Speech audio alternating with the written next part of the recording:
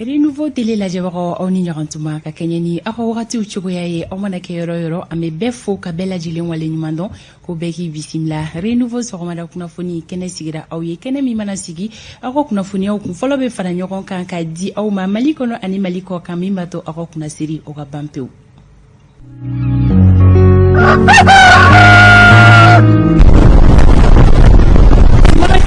Lajɛlen bɛ fo k'a fɔ aw ma k'aw ni ce aw ka danaya la Renouveau télé sugantili la bi ye tarata ye octobre kalo tile 26 san 2021 sɔgɔmada in na ko kura i n'a fɔ don tɛmɛlenw na kunnafoni caman bɛ an bolokɔrɔ k'a lase aw ma min b'a to aw ka kunnasiri o bɛ ban pewu i n'a fɔ jɛmukan yɛrɛ sigikun ye o ye o la solika wuli kɛbagaw an ka foli bɛ aw ye aw minnu sera aw ka baarakɛyɔrɔ la ka ban n'aw ka teliw bɛ Renouveau la ko aw ni ɲantuma aw minnu bɛ sɔgɔnaw la ni aw sɔgɔlen no an na an bɛ bɛɛ lajɛlen fo ka bɛɛ wale ɲuman dɔn lamɛnbaga jamakulu an tɛ ɲina aw kɔ cogoya si la minnu bɛ ka an suit bɔlɔlɔ sanfɛlaw la ni Renouveau FM Renouveau télé page abonné ko don an bɛ aw kelen kelenna bɛɛ lajɛlen fo ko bɛɛ k'i bisimila bi tarata donya kunnafoniyaw olu kɛnɛ kan kumaso kɔnɔ yan nɔ an ma fila bɛ yan Amadu El Konare ka fara ne kan an bɛna aw ka kunnafoniyaw kunfɔlɔw bɛɛ dalasalo ka di aw ma aw ka kunnasiri ni o bantɔla pewu Amadu ni sɔgɔma ni sɔgɔma Fanta Tomota somɔgɔw bɛ ça va bien ça va alhamdulillah ko ɲate cogo la alhamdulillah ani sɔnjalen ɲɔgɔn la sɔrɔ sɔgɔmada in na awɔ ka se ka na kanubaga jamakulu kunnafoniya kosɛbɛ sɔɔni fɛn min ma kɛ bɔrɔ kɔnɔ an m'olu dɔn an ka mi ladɔnniya fɔlɔ k'a fɔ sori kɛlen maa mangoni ye n ye bataki kɛ ka a gɛn ka bɔ n ka jardin kɔnɔ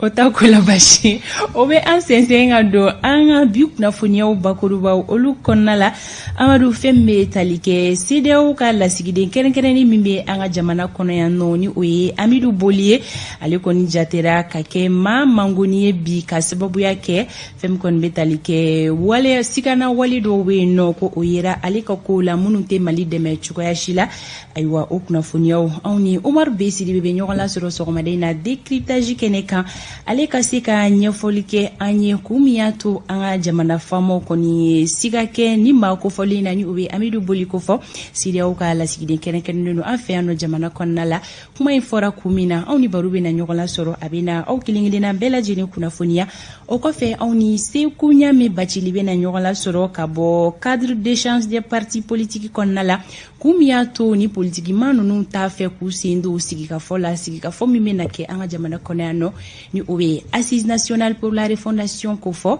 Seku Ɲame Bacili a bɛ na ka na o kun ka o fɔ an ye o kɔfɛ an bɛ taga Turcɛ narakaw fɛ yen nɔ fɛn min bɛ tali kɛ anw ka lasigiden Modibo Keyita ani ale bɛ na ɲɔgɔn lasɔrɔ fɛn min bɛ tali kɛ narakaw ka nɛgɛjuru sira tɛmɛsira dɔ bɛ yen nɔ ni o bɛ tali kɛ Orange réseau antenne kɔnɔna gɛlɛyabaw donna olu la ka sababuya kɛ maa dɔw ye tiɲɛni wale ta ka olu sɛgɛrɛ o kunnafoniyaw bɛ na di Modibo Keyita ale fɛ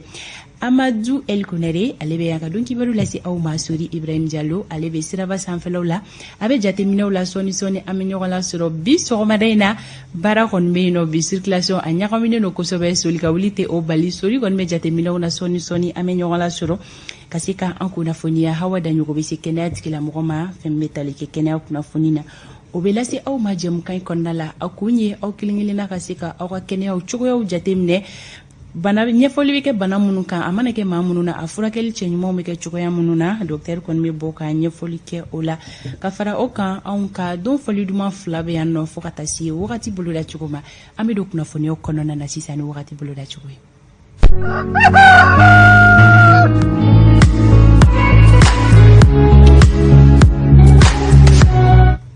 Wagati ale boloda cogo filɛ an ka marabolo kɔnɔna la nɔgɔ bɛ na da kabala Mali marabolo kelen kelenna bɛɛ lajɛlen kɔnɔ fo ni an ka kɔrɔnfɛ marabolo yi bɔ a la sankolo o bɛ na jɛya kɔrɔnfɛ samiyafɛ fiɲɛ bɛ na ci an ka marabolo bɛɛ lajɛlen kɔnɔ fo ni Tɔnbɔkutu marabolo bɔra a la Gao Menaka Kidal ka taa se Tawurini ma ni marabolo nin kɔnɔna la tilemafɛ fiɲɛ bɛ na ci min fanga tɛ bonya kosɛbɛ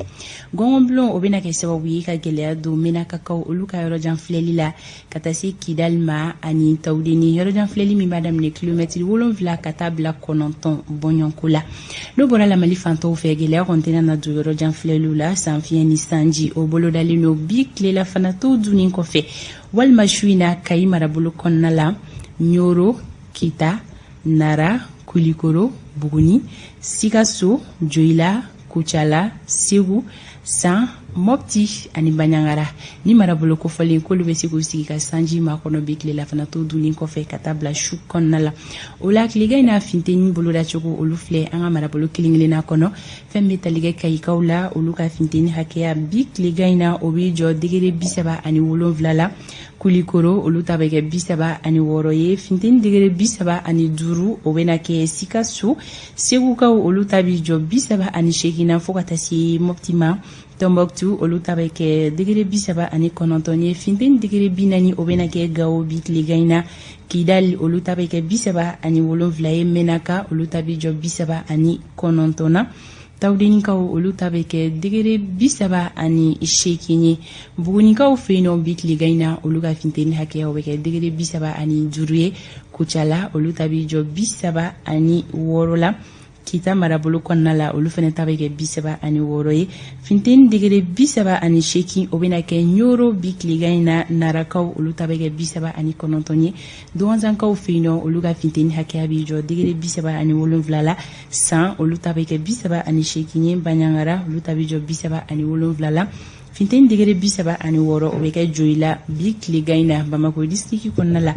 nɔgɔ bɛna da kaba la samɛfɛ fiɲɛ bɛna ci min fanga tɛ bonya kosɛbɛ gɔngɔn biloko na sira fɛ gɛlɛya fosi tɛna na don yɔrɔ janfilɛliw la sanfiɲɛ ni sanji o bolodalen don bi tile kɔnɔna la walima su in na tilega in na finteni hakɛya o bɛ kɛ degere 35 ye Bamako n'a lamini sɔgɔmada in na kɛnɛ cira nɛgɛ kanɲɛ 6 tɛmɛlen ni sanga 24 ye tile bɛna bi nɛgɛ kanɲɛ 18 ni o tɛmɛna ni sanga 6 ye wagati boloda cogo ni bi sɔgɔmada in na ka di aw ma kanubagaw a kun ye aw kelen-kelenna ka se ka aw ta ni aw bila dɔn ka daminɛ Kayi ka taa bila fo Tawdeni ko Ala ka bi tarata tile hɛrɛ di an bɛɛ lajɛlen ma ne bɛ kɛnɛ to Amadu El Konare bolo ale ka tɛmɛ ni don kibaru ye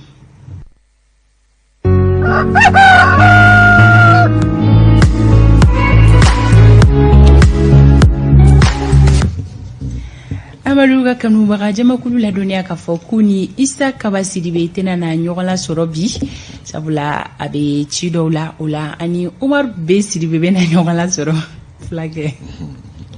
décryptage kɛ ne kan Amadu taara sira b'i bolo Amadu nana nin bɛɛ ye fɛn kelen ye baasi tɛ I ni fulaw cɛla ne da t'o la aw ni sɔgɔma aw ni ce a y'aw bisimila sɔgɔmada in na don kibaru la bakurubaw bɛna tali kɛ min ye Mali ni CEDEAO ni ɲɔgɔn cɛ ko minnu kibaruya bɛ an ka jamana kɔnɔ an bɛna kuma o kan sɔgɔmada in na min ye cadre d'échange musow olu bɔra ka caya jɔako in kɔnɔ k'a fɔ transition ko a bɛ cogo min na bi ye dɔrɔmɛ kelen kana fara kan olu fana y'o hakilinaw kɛ an bɛna nin bɛɛ yira aw la sɔgɔmada in na an ka ko jitiya kunnafoni minnu bɛ an bɛ dan olu ma bi ka aw kibaruya a ye aw bisimila sɔɔni nin bɛɛ bɛna walawala sisan dani no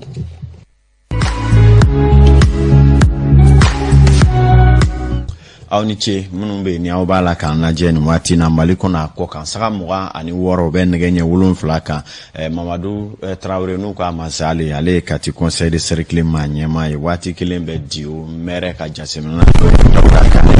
a y'aw bisimila sɔgɔmada in na an y'a fɔ ten sisan dani no min bɛ tali kɛ bataki dɔ bɔra kunungo an ka jamana kɔnɔ min bɛ ɲɛsin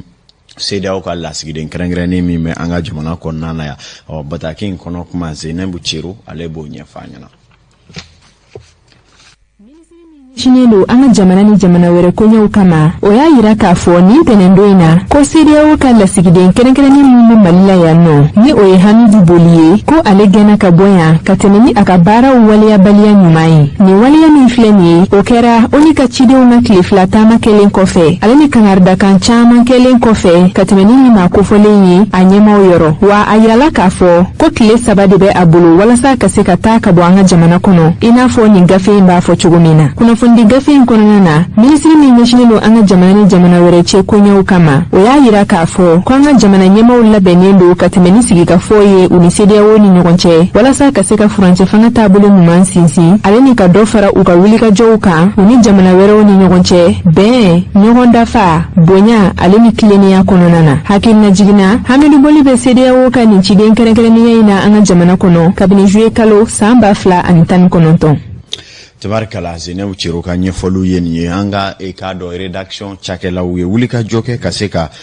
kuma di maa dɔw ma nin koɲɛw kan n'o ye hakilina jateminɛbaa dɔw ye o dɔ ye Ngolo Jara ye ale ka ɲɛfɔli kɛ nin koɲɛ in cogoya kan ani CEDEAO ni ɲɔgɔn cɛ. Kɔlɔlɔ don nango kololo tek afoko mugo afoko kololo mini immédiatement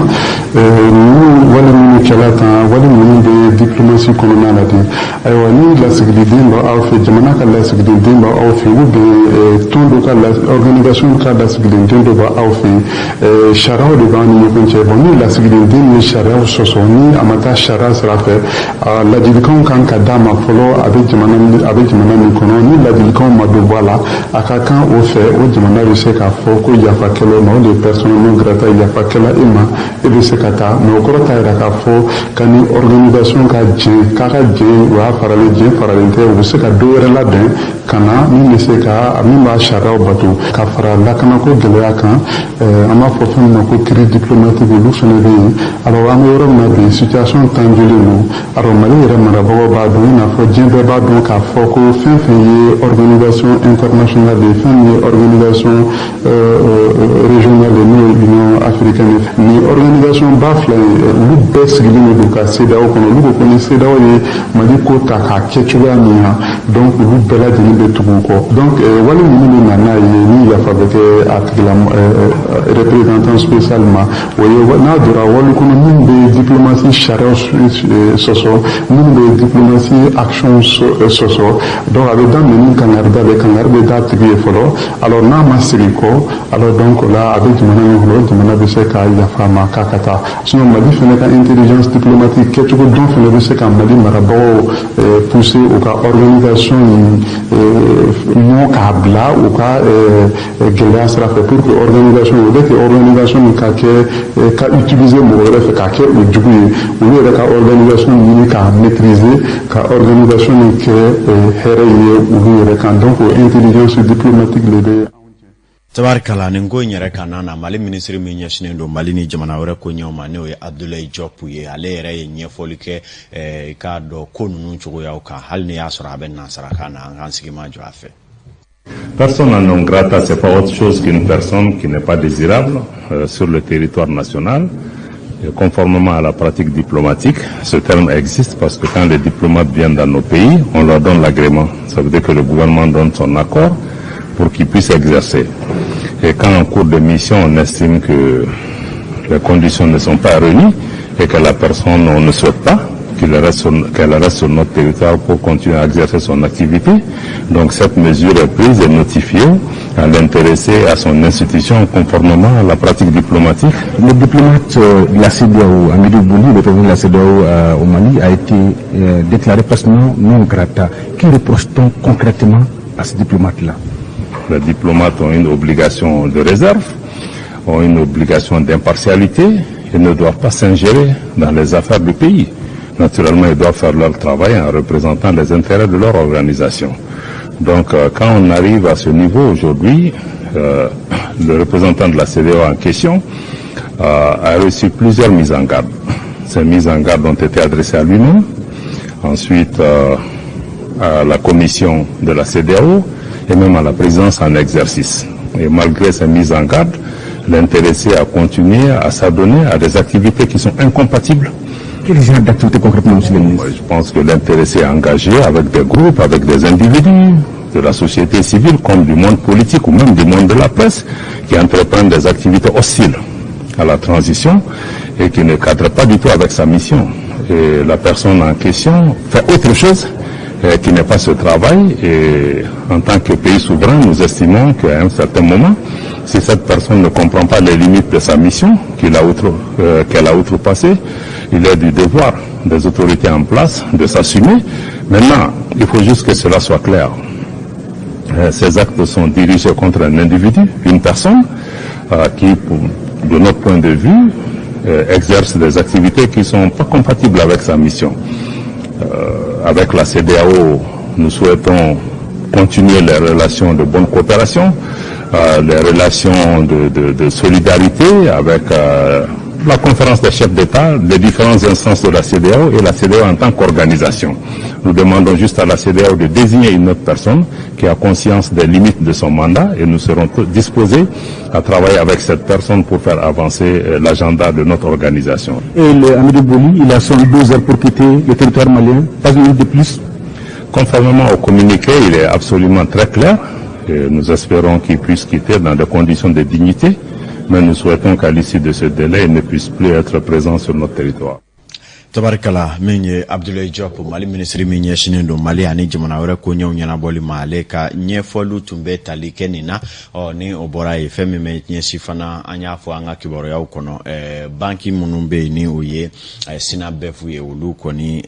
no banki musaka ko ni warbondi ku ka jekulu o uluko ni fakama belajele barabla nu donga meme talike BDMSA ale ko ni ayira ka fo ale sentina doni ko nunu na amena nyefole ka ye yani kiboro ya nunu kunchelite na mbora yino muso munumbe ni olube njekula na bi wele ko cadre d'échange des partis et regroupements politiques chawkele ko ka dagu shiko chama muso were fana wuli ka jodo ke ka tonsiki do ke sibrido anga jamana faba kono mina ukoko obina nyefoli chama ke uka jenyo muso ya uka ko gole ya ni jamana tabulo be chigo mina lamsa sanogo ya kuma galama tengu ka muso nyema do la le nyefoli do ke angulame Bora kambe na chiki fo muso nyena kada kan fengo fembe kake an muso ama famuya mo yere hali chedo bi no ulu ma famuya parce que ulu fait on be transition contre de là on te transition contre là on be transition no fait parce que ni transition échouera on de échouera ni jamana kera chogo la atitaka anto ngame oteka famuya ko jamana ka jo est-ce que jamana de se ka jo ka jamana de fankelen to ni fen tiena a tiena be mais nambe fe ka dlan ambe be de fara nyoka jamana magube adin be la jelina mais ni au ko ka be jamana dlan ka jamana de fankelen to ino ko kanye abegele adlali begele ade adlali begele an kumbanya na kafo premier ministre mo fleni ka ale politique moye ka abena jama fara nyoka mais anjigi tigera amba fo anga musoye uka famuya ni en tout cas ko be chogo minabi transition be chogo minabi anga laji Nambora yeno ameta nyefe ka donga fo mi metalike jekulu do fana sigira singa jekulu minimbe ni oluye jekulu kuraye minyere nu do na ya ira ka fo oluka barabi na ke ka bulika jos ke wasa transition bi se ka kwa koro do chuya mina o yuka jekulu nyema ya bela jerele jigi ya mina di ministry minye shinendo jiko ni kurango ma bi ni oye la ministre du traoreye o jekulu ngoni nkoko oluko ni mina bulika jo bela jerele de singa wasa transition bi se ka kwa koro do chuko mina jekulu kura minu duna nangwa mako mouvement patriotique pour l'émergence MPE Omar Koita ale tubakeneka angalaje Musoja konona na moko kon bora fambela jelen fe sibrido kasega nu sendo ni jekulu kura mimbeno ni abe fama mouvement patriotique pour l'émergence ale blali la 5 ans ni jekulu ko na la yini kasega fa de la fama do wala samba de sega jiri wachu ni akilna vraiment blala fasojo akilna dan blala. Bon, le monde n'est pas détruit par ceux qui font, mais ceux qui s'assoient et ne réagissent pas. Donc nous sommes des jeunes, nous sommes les fils de ce pays. Donc obligé le nom kaouli kan faranyoga, en fait joro mieux ka ke jamana kola ka sogo daira jamana kono. Na la décision taire ka donc afin malidoye, na me fena fera senjo faso jolila, en fait fera pierre poser faso jolila. Am mago be mali signer siki de là parce que Assimia fo Mali Demsen Bey. Aujourd'hui il représente la jeunesse du Mali au pouvoir. Donc, n'allez à Keganya, c'est comme jeunesse à Keganya, n'allez pas à Keganya, donc à Trochien Tita Ranchida. Femi kone ko inde faya dira mamima ni o Lamine Seydou Traoré ale ni akila info ko sebe min tarani shifina kanunu fe wa ayala yinu fe o gwaje ko bolo di nyoma wala sa Mali kura bi sega josen ka chugumina jamana de tingam kono bi abato ambe kan bolo di nyoma na enquête kono kulu pelenye ka wuli kan jo jamana vraiment en initie was aller non plus ambe a fo haisa ambe la kelen en chesi en tout cas nous ko ba moins placer pour que la transition ne devienne mais la transition demain ka pour la transition demain mo ko transition ne ma ko lu ko kama mais ko ko transition demain Mali de kama ko ante mo ko la na Mali ko la don na tawla wala sa ka sin wala yinu la sabati ni je ko mo ko limite ka wul ko de jamon ke akaja ka sin Mali fa wala sanga bisaba ni wolonfila o bɛ nɛgɛ ɲɛ wolonfila sanfɛ bɛlɛdugu dugu a n'a bugudakun bɛɛ lajɛlen la nin waati na an b'a fɔ yen cɛkɔrɔbaw bɛɛ ye ko ne ko k'u ni sɔgɔma bi ka fara musokɔrɔbaw kan an balima minnu bɛ yen k'u bɛɛ ni ce bɛlɛdugu ye Mali fa dɔ ye min bɛ Kulikoro mara fɛ kɛrɛnkɛrɛnyana k'a daminɛ Kati ka taa Kolokani Jijeni fɔ k'a susa k'a bila Filadugu yanfan fɛ ko bɛɛ lajɛlen ni sɔgɔma Fanta Tumota wulikajɔ kunfɔlɔw tun ye nin ye an na mun salo kɛ galama ma sɔrɔ ka bila sɛri kan yanni an ka taa an cogo la bɛɛ ko fura cogo di ta olu dɔ sa o tɛ k'aw fɛ aw bɛ forni de yira sɔgɔma fɛ jɔn fi bon ite ko min dɔ kana to k'i sen bila olu la farni bɛ yira min jɔn b'o yira sɔgɔma fɛ bozo wa awɔ a Bamakɔkaw kɛ